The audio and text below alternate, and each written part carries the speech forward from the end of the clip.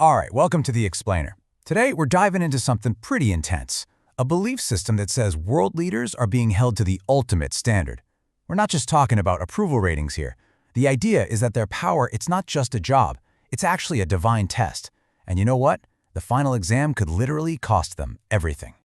Okay, so this image, it's a perfect place to start, right? We've all seen this kind of thing before. This classic metaphor for terrible leadership. You've got the boss pointing their team right off a cliff. But here's the kicker. What if this wasn't just a metaphor? What if there was a real, honest-to-goodness cosmic judgment waiting for leaders who fail their people? Well, the source material we're looking at today says, yeah, that's exactly what's happening. It lays out this whole framework for what it calls divine accountability. The idea is that every single leader is being watched, and they're being judged by, well, an ultimate arbiter. And let me tell you, this text does not pull any punches.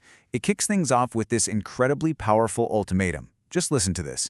You will either be a grand example to those you lead, or I shall make an example of you. Whoa. So right from the get-go, the lines are drawn in the sand. For leaders, there is absolutely no middle ground. So, you're probably asking, who is this ultimate judge? Well, the text names a specific figure, Lord Rael. And just for some context here, this is a contemporary figure whose followers believe he is the returned Christ. So, in this belief system, he's the King of Kings, the one with the ultimate authority, the one who actually puts leaders in power, and, you guessed it, has the final say on what happens to them. And this really gets to the heart of this worldview. You know that old saying, with great power comes great responsibility? This takes it to a whole new level.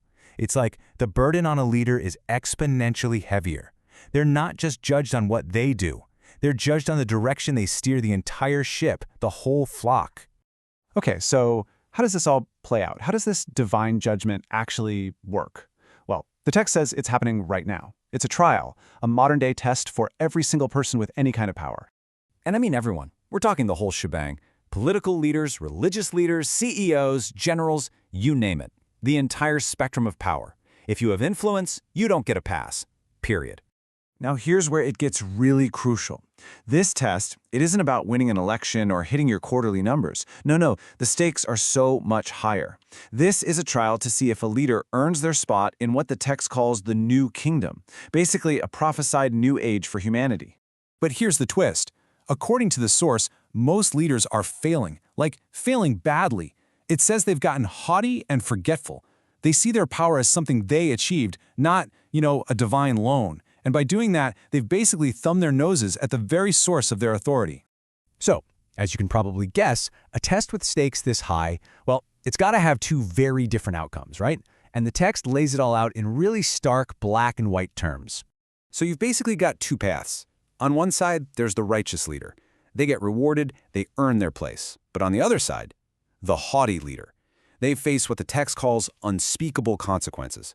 And we're not talking about a slap on the wrist. They don't just get demoted, they lose everything. An example is made of them.